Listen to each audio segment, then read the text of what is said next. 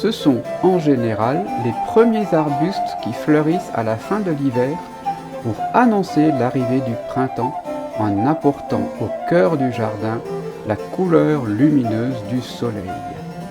Je vous présente mes forsythias. Appelés également mimosas de printemps, ces arbustes doivent leur nom à William Forsyth. Cette plante a été découverte en 1804 par Martin Wall, professeur de botanique au Danemark, à partir des travaux d'un naturaliste suédois sur la flore japonaise. Il a décidé de lui donner le nom de Forsythia en l'honneur de William Forsyth, botaniste, horticulteur et arboriculteur, surintendant des jardins de Sa Majesté George III de Grande-Bretagne et cofondateur de la Royal Horticultural Society.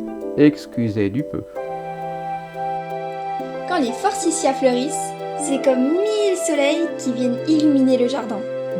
Ça signifie aussi l'arrivée prochaine des beaux jours. Chouette, je vais bientôt pouvoir sortir de la cabane de Barnabé et me balader dans le jardin.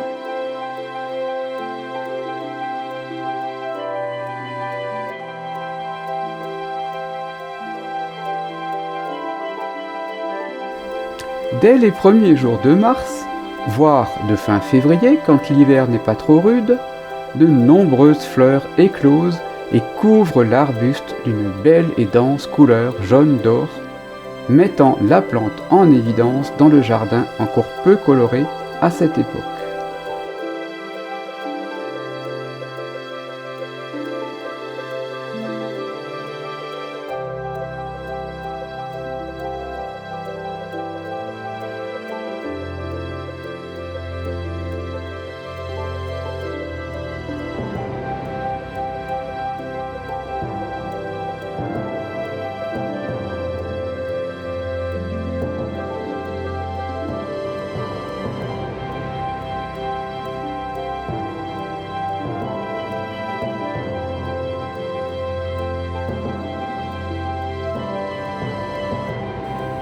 Les forsythias se marient bien avec les groseilliers à fleurs qui fleurissent quasiment en même temps.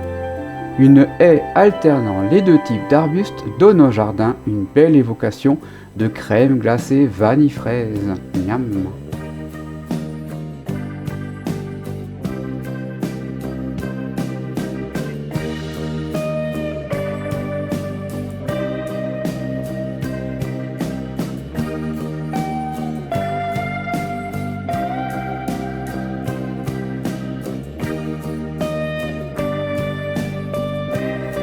Peu à peu, les feuilles apparaissent, apportant une petite teinte verte au milieu du jaune des fleurs. Puis, après quelques semaines, il n'y a plus que des feuilles.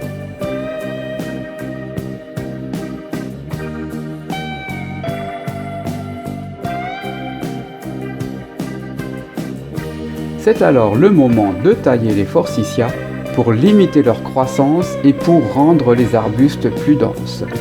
Une taille trop tardive peut limiter le fleurissement le printemps suivant.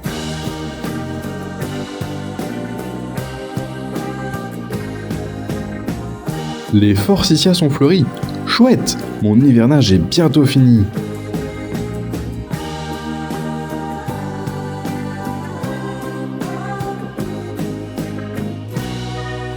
Les forsythias sont des champions de la rusticité et résistent jusqu'à -20 voire -25 degrés.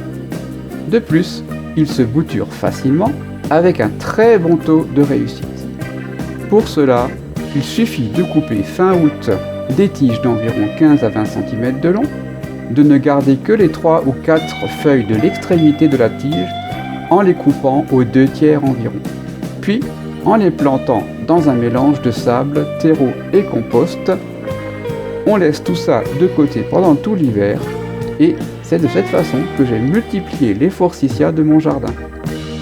Ils sont comme des lanternes annonciatrices du printemps et qui me disent que mon hivernage dans ma cabane prendra bientôt fin.